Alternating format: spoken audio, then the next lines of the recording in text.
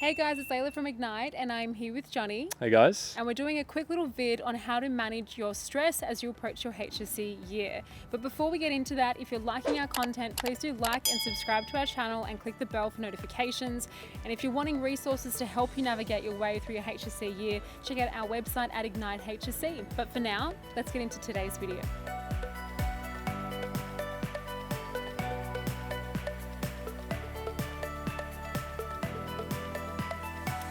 Okay, so our first tip on stress management during the HSC is to do with time management.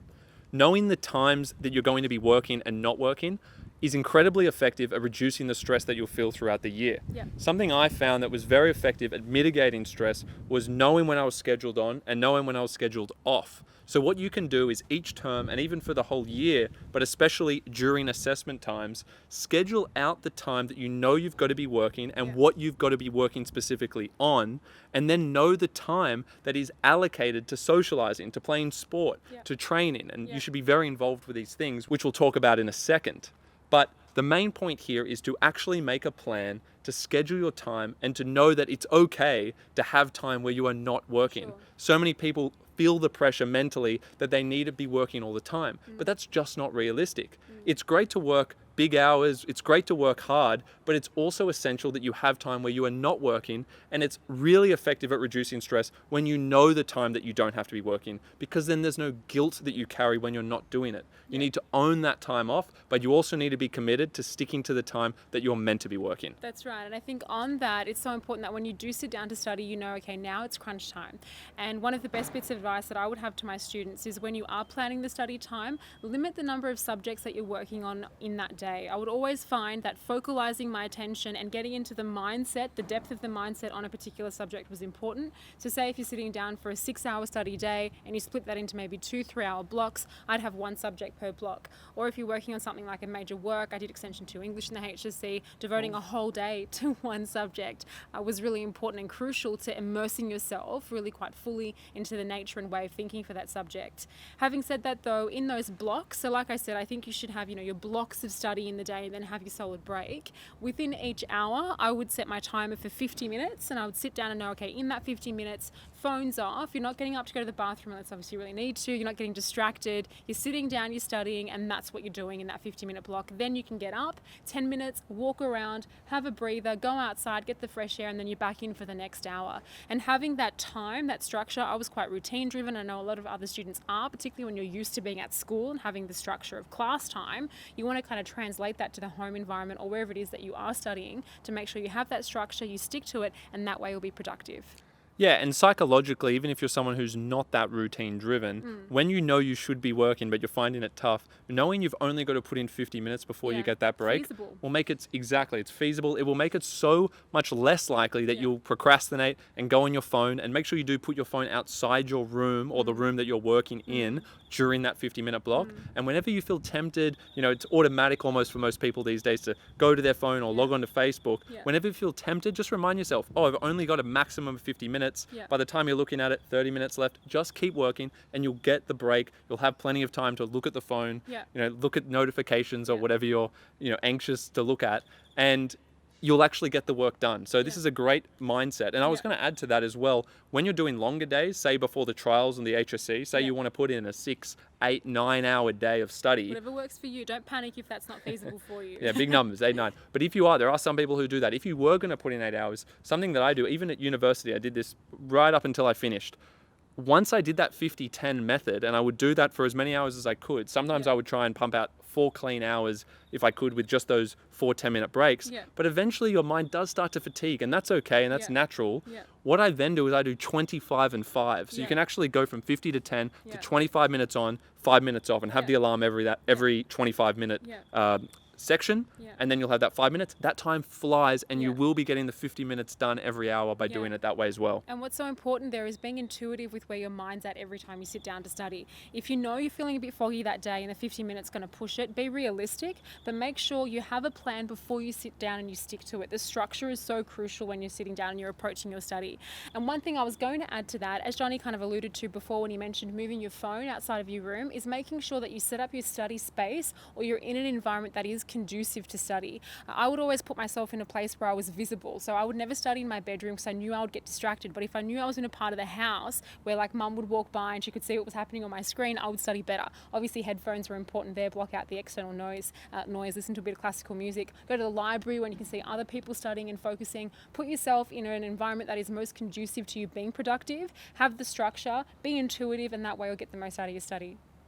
Okay, so the second main tip we have for reducing stress during the HSC is to prepare early. So whenever you get assessments or you have exams coming up, especially trials in the HSC, as soon as you get notification, or in the case of the HSC, as soon as you know you're about 6 to 8 weeks out, you need to commit to working straight away. So let's say in term 1 or term 2, you get a school assessment given to you. Typically schools will give you 2 weeks notice, right?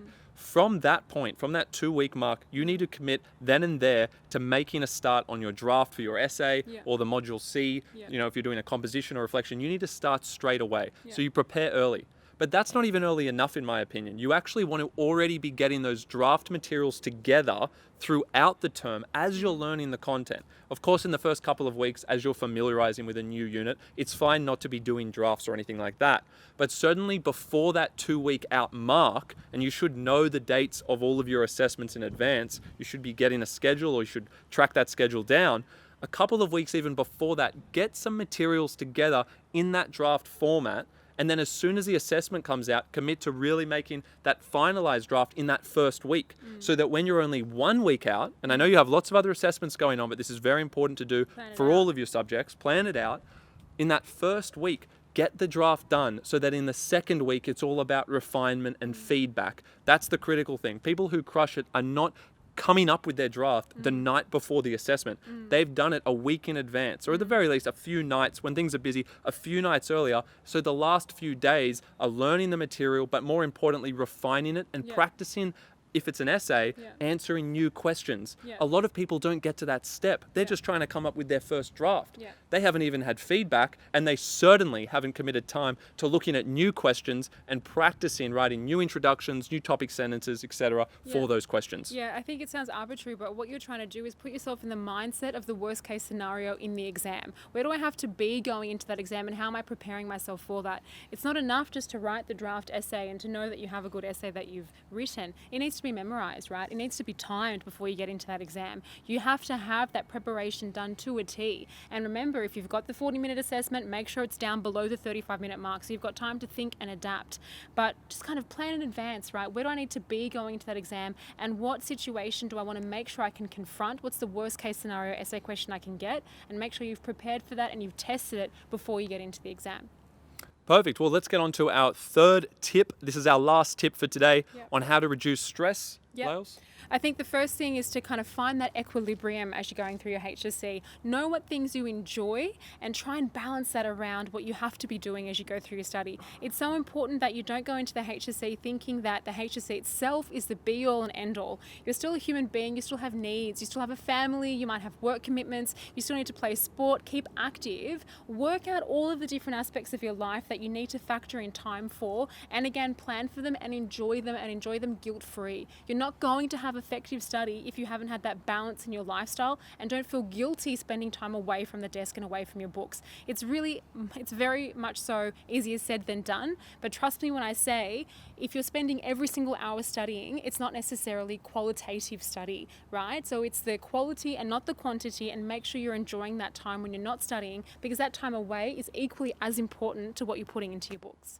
Yeah, well said. And just to add to that, in terms of finding that balance, something critical when I was at school was to get involved with sport and co-curricular. For sure. That's one of my best memories when I was at school. It's something I look back on. This goes beyond the importance of the HSC. This is about the social experience of school and immersing in a community. Being part of sporting communities, spending my whole Saturday going and watching school sport with my whole school, and COVID or whatever, you might not be able to get that full experience, but do what you can to get involved, to support your peers play it, not just to play the sport, to actually support others. Being part of that community, being part of that spirit has such a huge impact on me and everyone else I know who is involved in that. And it's about that involvement, it's about that immersion. This goes beyond just study. You need to, like we said before with allocating time, know that it's okay to have Saturday Saturday Yeah. as a no study day. That Yeah. I never studied Saturday. Yeah. I sometimes did some maths questions, admittedly, Saturday morning, but basically 6 to 8 hours of that day was me at the college oval, watching sport, playing sport. And that's important. Of course. And then I would often go out Saturday night, right? Humble, humble brag or whatever.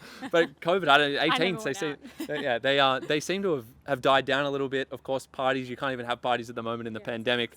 But Saturday night, it was always a time to be social is the point. Yep. Catch up with a friend or friends, get together with your group, spend time with your family. Yep. The Yep. point is you need to have that time. You need to balance it, and you'll feel so much fresher on the Sunday, for instance, when I would then maybe embark on to do 6 hours of work. I was so much more happy to do the work on the Sunday, even a big day, knowing I felt fresh coming off that Saturday where I've been with my friends, I've spent time Yeah, with my the family, I've been balance. active, I've had exercise. Yeah. So get your balance right. It's a critical thing. Yeah. One of probably the most important point really in all of this Yeah. is that. Yeah, and I think I'll just add to that, it gives you the perspective as well. Hmm. Like, I think it's so easy, even at uni, you can become quite insular and you think that what you're focusing on, what you're studying, your stress is the most important thing. Take a step outside of the bedroom, outside of the library. Remember that there's a whole other world out there. Spend time with your friends, and having that perspective also mitigates the pressure you're putting on yourself as you go through your HSC. Doesn't define you. Obviously, you want to do your best because you owe it to yourself, but having that time away from the desk and enjoying that balance is really important to you, having that equilibrium, as we've said, and then performing to the best of your ability. That's right. And there are 3 tips for today. So we hope they do help you reduce some stress. I hope you go out, plan your time, allocate time to doing the study, allocate time to doing social activities and sport, Yep. prepare early for your And assessments. well in advance. well in advance, and do your best to enjoy the year. That's the Yeah. critical part. Enjoy the year, guilt-free, schedule things, make sure you execute on your plan, but make time to enjoy the community and the experience of the HSC. Yeah. Trust us when I say I actually really do miss school, so make the most of it. Nostalgic now talking about it. Yeah, we do get nostalgic, and we'll probably have to do a separate video on our general experience of it, but it's a terrific year if you do it the right way, and I think getting involved is the main thing, and also staying on top of your work, of course, by doing those things that we've mentioned today. Yeah. So thank you so much for watching. If you Thanks, did guys. enjoy, please like the video, comment below if there's any other issues, concerns, or questions that you may have, or videos that you want us to produce for that matter. And also make sure you check out our website if you're interested in our HSC resources, ignitehsc.com.au. Thank you so much for watching. It's been Thanks, a pleasure. guys. Thank you so much for watching. See you next time.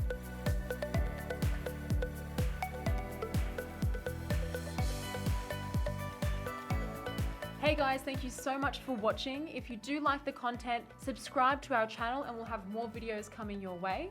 That's right, guys. Thanks for watching. And please make sure you check out our online resource database. We've had a team of state rank achievers and heads of English put these together for you, covering everything from essay structures and examples all the way through to craft of writing and comprehension skills. So check them out at ignitehsc.com.au, and we look forward to seeing you in the next video.